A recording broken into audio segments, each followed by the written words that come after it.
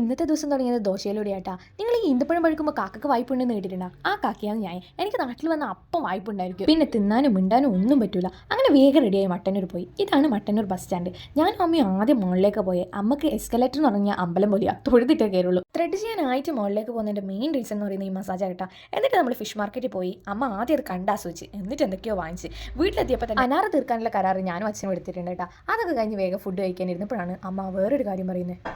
പണ്ട് കണക്ക് സാർ പഠിപ്പിച്ച സൈനും തീറ്റയെല്ലാം പറഞ്ഞു സൈനും കോഴ്സെല്ലാം പറഞ്ഞു തീറ്റയ്ക്ക് മാത്രമേ യാതൊരു കുറവില്ല എന്നുള്ളത് ഐശുവിന്റെ വ്ളോഗ് തേച്ച് തീറ്റ കേട്ടില്ലേ? നിങ്ങൾക്ക് അങ്ങനെ തോന്നിയോ? അത് കഴിഞ്ഞിട്ട് അച്ഛമ്മനെ കാണാൻ വേണ്ടി പോയി. അച്ഛമ്മനോട് കുറേ നേരം കിസിയൊക്കെ പറഞ്ഞിരുന്നു. നോക്കിയാട്ടെ അച്ചേരി. പിന്നെ അമ്മ എന്നോട് ആകെ പറഞ്ഞിട്ടുള്ള ഒരു കൊഞ്ച് ക്ലീൻ ചെയ്യാനായിരുന്നു. അതൊക്കെ വേഗം ചെയ്ത് ഒരു ഫേസ് പാക്ക് തൊട്ട് ഒരു കുളിയും പാസ്സാക്കിയിട്ട് നമ്മൾ നേരെ അടുക്കള കയറി. പറച്ചിൽ കേട്ടതൊന്നും ഇന്നത്തെ ഡിന്നർ എൻ്റെ വയ്ക്കാന്ന്. അമ്മ എനിക്ക് ബാധിച്ച പണികൾ മാത്രമേ തരാറുള്ളൂ. അങ്ങനെ അതൊക്കെ കഴിഞ്ഞ് അതിൻ്റെ ക്ഷീണത്തിൽ ഒരു ആപ്പിൾ മുറിച്ച് അത് കഴിഞ്ഞ് അച്ഛൻ പുന്നാടുന്ന് എല്ലാവരും കൂട്ടിയിട്ട് വന്ന് നമ്മളെല്ലാവരും ഒരുമിച്ച് ബിരിയാണിയും കഴിച്ച് കിടന്ന്. പിന്നെ ഈ വീഡിയോ ഞാൻ ഏറ്റവും കൂടുതൽ പണിയെടുത്ത വീഡിയോ. അപ്പോൾ ശരി.